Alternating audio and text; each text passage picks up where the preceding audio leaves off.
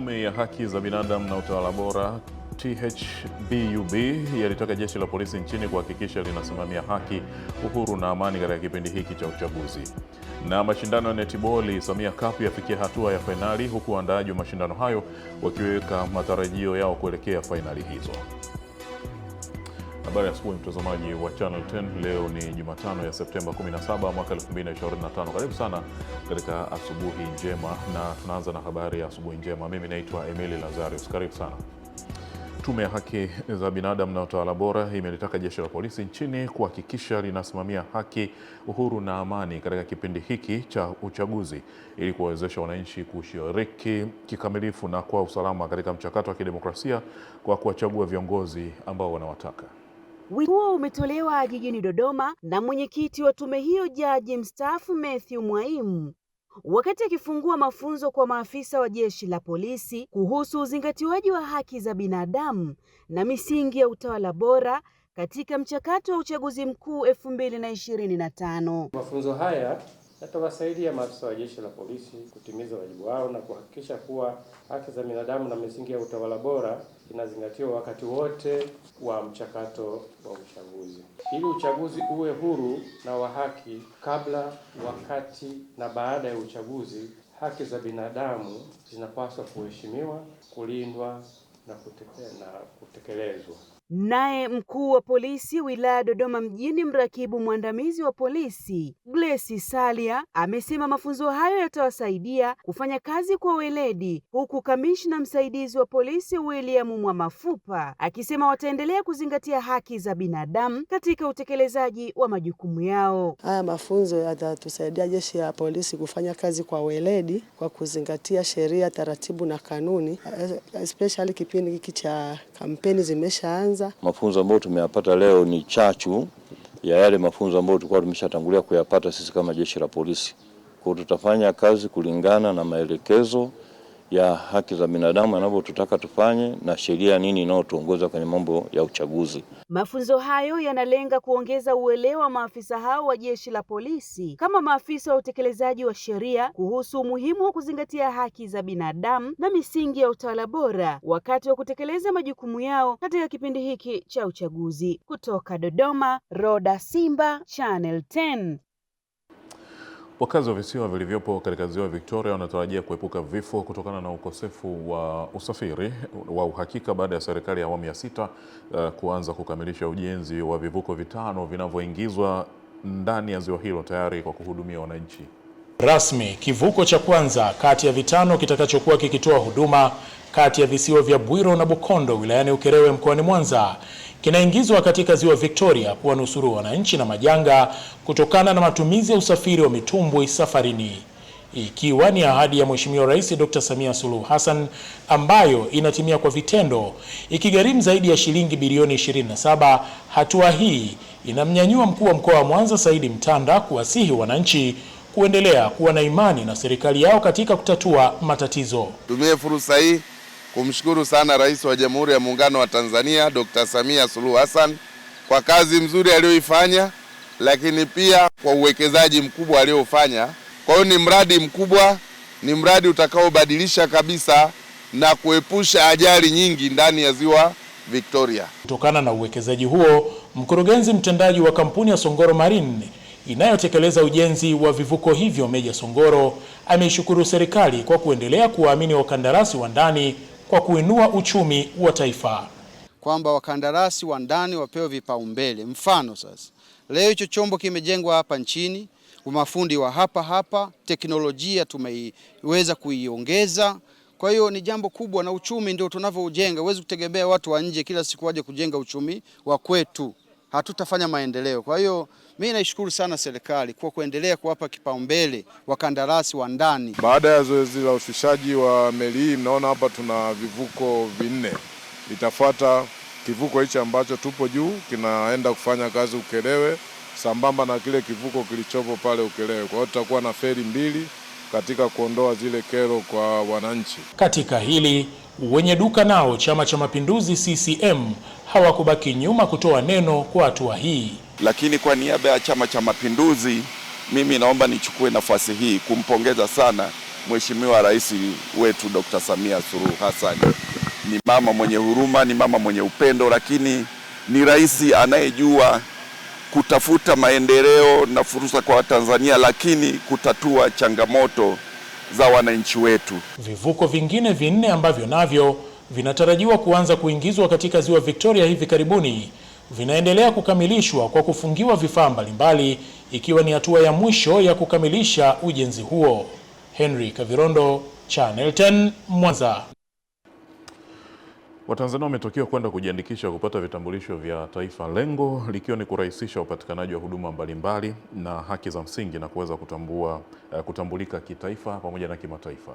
Huo umetolewa na kaimu mkurugenzi wa mamlaka ya vitambulisho vya taifa NIDA, George Seni, katika maadhimisho ya siku ya utambulisho duniani jijini Dar es Salaam inayoadhimishwa kila ifikapo Novemba 16. Amesema suala la kuwa na kitambulisho kwa kila mwananchi ni jambo la lazima ili kupata haki za msingi na kulinda usalama wa raia wazawa na kuepuka kuingia kwa wahamiaji wanaoingia nchini bila kufuata utaratibu wa kisheria. Kwa leo tumetoa elimu. Tumekuja hapa tumetoa elimu kwa ajili ya kujiandikisha ili tukutambue na tukutambulishe. Kwa hiyo tumeshasajili idadi kubwa ya wananchi ambao wenye sifa za kusajiliwa, lakini tunaendelea kuhamasisha wananchi wote waweze kujisajili, tuwatambue.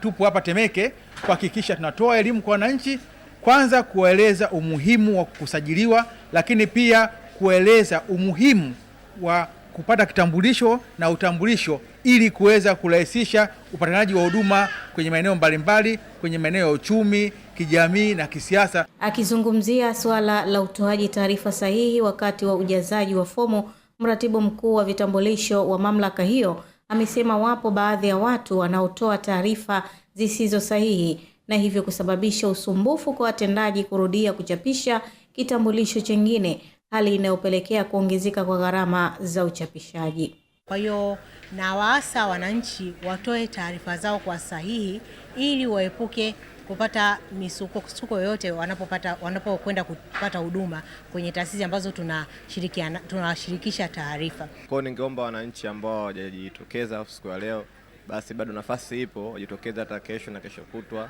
ili waweze kupata NIDA, kwa sababu NIDA ina faida nyingi sana katika maisha. Maadhimisho ya mwaka huu yamebeba kauli mbiu isemayo kitambulisho changu mwamvuli wangu, ikiwa na maana ya usalama wa raia na upatikanaji wa huduma za msingi kwa urahisi. Kutoka Dar es Salaam, Fatma Hassan, Channel 10. Mgombea ubunge kwa tiketi ya CCM jimbo la Simanjiro, James Ole Emilia, amezindua rasmi kampeni zake na amesisitiza kuwa anaingia katika siasa kwa lengo la kutumikia wananchi na si maslahi binafsi. Ole Emilia ameyasema hayo wakati wa uzinduzi huo katika eneo la Orkesmet uliohudhuriwa na mamia ya wakazi wa eneo hilo na maeneo mbalimbali ya wilaya hiyo, ambapo amewahakikishia wakazi wa kata 18 za jimbo hilo kuwa atatekeleza miradi ya maendeleo, elimu, afya na huduma za kijamii kwa manufaa ya kila mwananchi. Siasa ilishaisha. Siasa ilifanyaje? Sisi wote ni CCM hii. Ni kunitumia mimi kama chombo. Mimi nataka kuunganisha watu wetu. Mnaona ile maendeleo pale, nasema umoja na upendo ndio nguvu ya nani? Nguvu yetu watu wa Simanjiro. Ole Emilia pia amemwomba Mungu kumwezesha kutimiza azma yake hiyo ya kuwaletea maendeleo wananchi wa Simanjiro. Kupitia madiwani wote kwa pamoja tujue tunawatumikia watu wa Mungu. Mwenyezi Mungu kanitumie, sio kwa namna ninavyopenda mimi. Kaibue kile kilichoko ndani yangu cha kutaka kweli watu wetu kutumika. Nakuja mbele yenu kwa unyenyekevu mkubwa, nikija kuomba kura zangu kama mbunge kumwombea rais wetu mama yetu Samia Suluhu Hassan. Kwa upande wake, mwenyekiti wa jumuiya ya wazazi mkoa wa Manyara, Janice Darabe, amesisitiza wanasimanjiro kuachana na tofauti na kuungana kuhakikisha rais, wabunge na madiwani wanapata kura za kishindo. Nyinyi hapa hamtoshi kutupa kura 186,000. Kila mtu akaombe, mtu kwa mtu. Jamani, si ndio? Unasema hapa kura zinatosha, watu ni wengi sana huko tuloacha. Nina imani Simanjiro tunaenda kwa shinda kwa 100%. Mwenyekiti wa CCM wilaya Simanjiro, Kiria Liza, amesisitiza mshikamano wa wananchi kama msingi wa ushindi wa chama na maendeleo endelevu. Naomba wana Simanjiro kwa niaba ya Chama cha Mapinduzi tusikosee Oktoba, tukatiki Samia Suluhu Hassan, tukamtiki James Kinyasi Milia, tukatiki madiwani wote wa kata 18. CCM oye! Kwa kauli yake ya mshikamano, imani na upendo, kampeni ya James Milia inaanza rasmi, ikilenga kuleta maendeleo endelevu kwa kila mwananchi wa Simanjiro. Jamila Omar, Channel 10, Simanjiro. Vijana wa wilaya ya Kyela mkoani Mbeya wamesema watajitokeza kwa wingi Oktoba 29 katika kupiga kura ili kuchagua kiongozi ambaye wanaona atawaletea maendeleo katika eneo lao, na kutoa mwito kwa vijana wengine kote nchini na kutokubali kurubuniwa na watu wachache wanaotaka vijana wasipige kura. Sisi kama vijana hatuishi kiuchama, lakini tunaishi kwa kuchagua mtu ambaye anafaa. Kwa hiyo sisi tunasema kama vijana tunatakiwa tusiwe na uchama wowote, ila tuishi kwa kuchagua kiongozi tunamhitaji, na kuchagua kiongozi ambaye tunamwona yuko bora, ana manufaa na sisi, anatuletea maendeleo mazuri, ndio kitu ambacho tunakihitaji. Oktoba lazima tukapige kura vijana wote. Na sisi kuzungumzia kuhusu vijana tupo wengi sana, na vijana ndio ambao tunafanya maendeleo yanazidi kuwa. Siku ya tarehe 29 mwezi wa 10, yani tunasema inatiki kwa viongozi ambao ni wazuri na tunawaamini katika serikali yetu. Kwa ambao wanasema wanazusha sijui maneno mengi mitaani, tunaomba wasiwasikilize. Wewe kama kijana, kamchagua kiongozi unayemtaka na unayemfaa katika nchi yetu. Wakati vijana wakihimizana kujitokeza na kutumia haki yao ya msingi kupiga kura, Chama cha Mapinduzi wilaya Kyela mkoani Mbeya kimezindua kampeni na kuwaomba wananchi kuendelea kukipa ridhaa. Kazi kubwa imefanyika.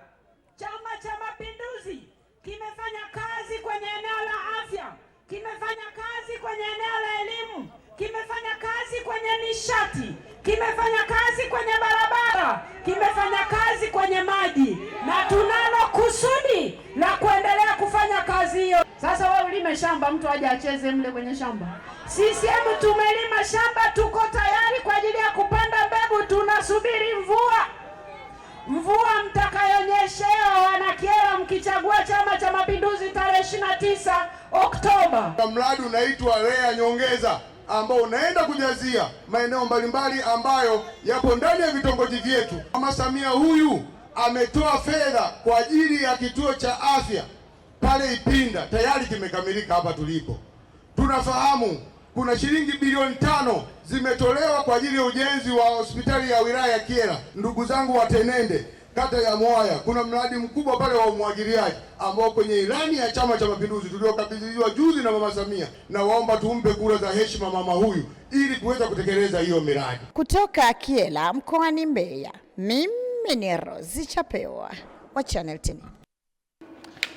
Katibu Mkuu Wizara ya Maji Mhandisi Mwajuma Waziri ametembelea mradi wa maji wa Mugango Kiabakari Butiama unaogharimu kiasi cha zaidi ya shilingi bilioni 70.5 na kuagiza watendaji wa wizara kuhakikisha wanaongeza nguvu katika usambazaji wa maji kwa wananchi.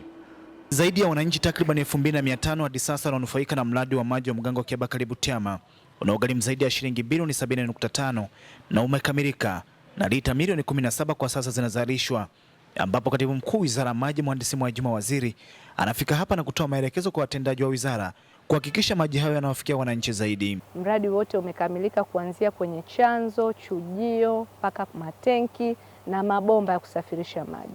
Kazi kubwa ambayo imebaki sasa ni kuhakikisha sisi Wizara ya Maji tunawaunganishia wananchi waweze kuyapata hayo maji kwa ukaribu.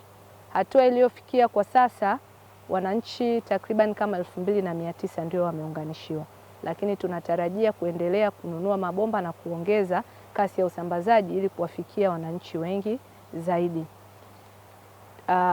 Hiyo ndio kazi iliyofanyika awamu ya 6 chini ya serikali ya Mheshimiwa Dr.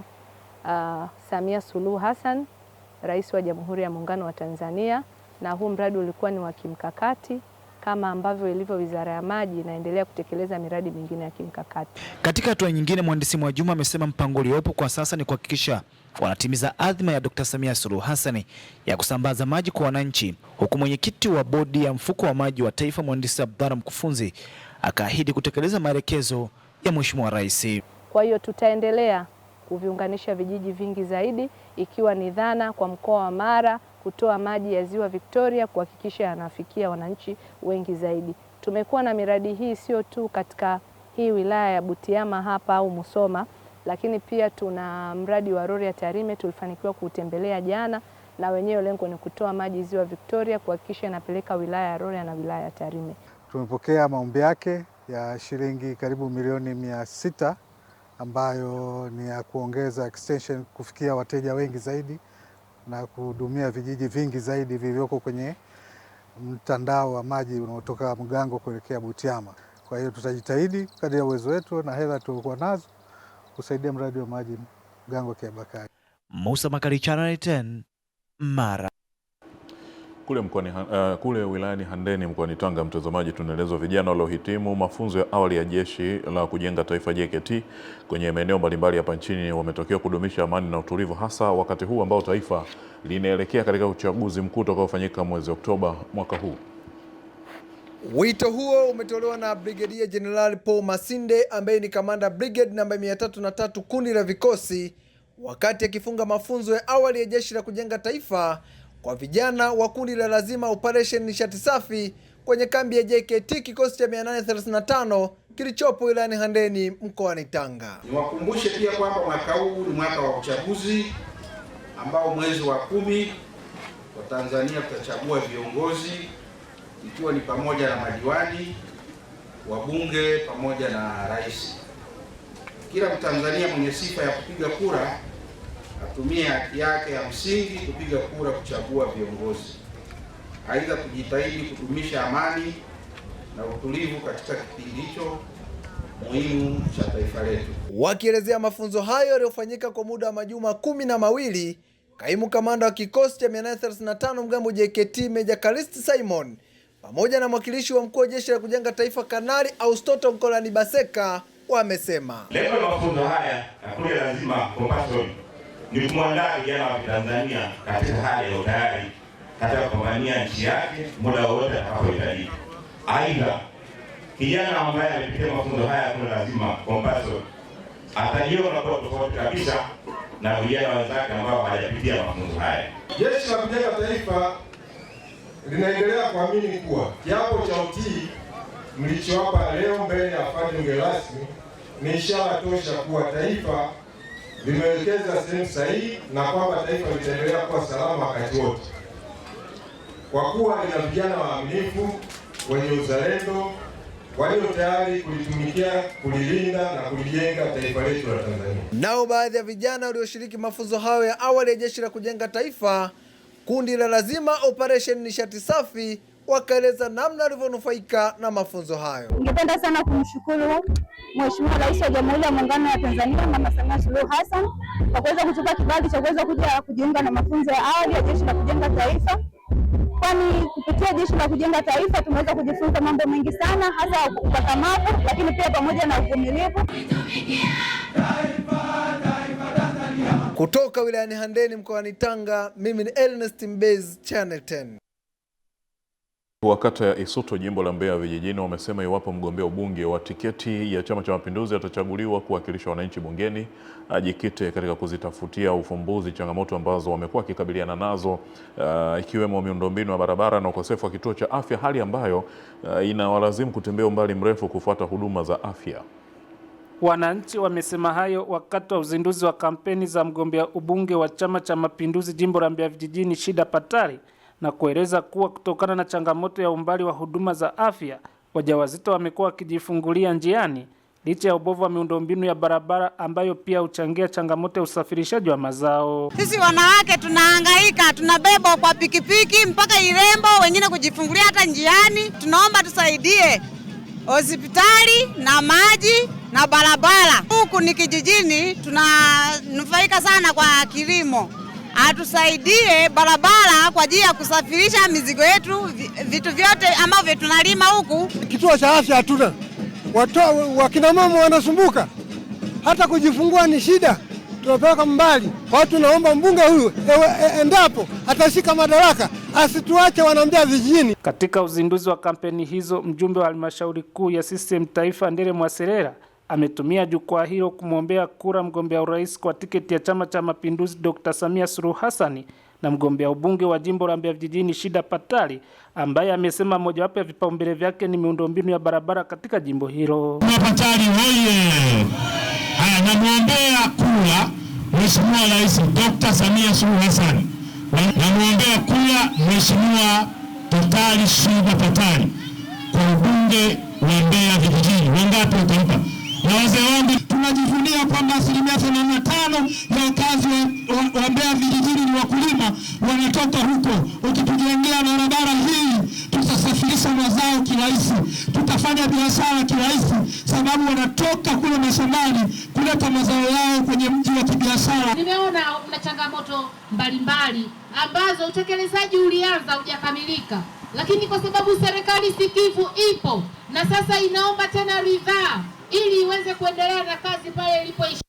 Ninaamini hizi changamoto zote zinakwenda kufanywa kazi. Kiripoti kutoka mkoani Mbeya, Epimax Apolinari, Channel 10. Na mtazamaji, na katika michezo tunaelezwa mashindano ya netball ya Samia Netball Cup yamefikia hatua ya fainali, ambapo yalishirikisha timu zaidi ya 16 kutoka idara na taasisi mbalimbali za serikali na binafsi, huku waandaaji wa mashindano hayo wakiweka wazi matarajio yao kuelekea fainali hiyo. Akizungumza na Channel 10 Michezo, afisa mtendaji mkuu wa taasisi ya Twende pamoja na Mama Sports Promotions, Kasim Kalikumbe, amesema kuwa fainali hiyo itachezwa muda si mrefu, huku akiweka wazi mafanikio ya mashindano hayo. Hatua za mwisho kabisa na tarehe 20 ya mwezi huu, kwa maana ni siku ya Jumamosi, ndio tutakuwa na michezo ya mwisho ya fainali hiyo ya Samia Netball Cup, ambapo timu ya Magereza watachuana na JKT, lakini Kampala wao watachuana na timu ya Eagle.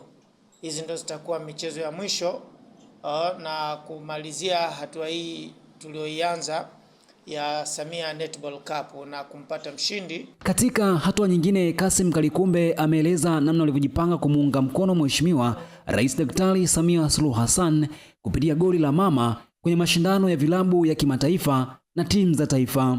Misimu yote tumekuwa tuko mstari wa mbele sana kuunga mkono juhudi za Mheshimiwa Rais Daktari Samia Suluhu Hassan katika kuendeleza kukuza vipaji mbalimbali hapa Tanzania. Lakini tuliweza kulipia baadhi ya mashabiki kwa timu mbili hizi za Yanga na Simba kwenda kuangalia michezo hii, kwenda kwa shabikia wanapocheza nje. Na msimu huu pia tunatamani tufanye hivyo pale tutakapoweza, basi tutamuunga mkono Mheshimiwa Rais kwa namna moja au nyingine. Mimi ni Akini Mwakatobe wa Channel 10 Michezo. Taarifa hiyo ya kimichezo, mtazamaji, na tuhitimishia habari ya asubuhi njema kutoka hapa Channel 10.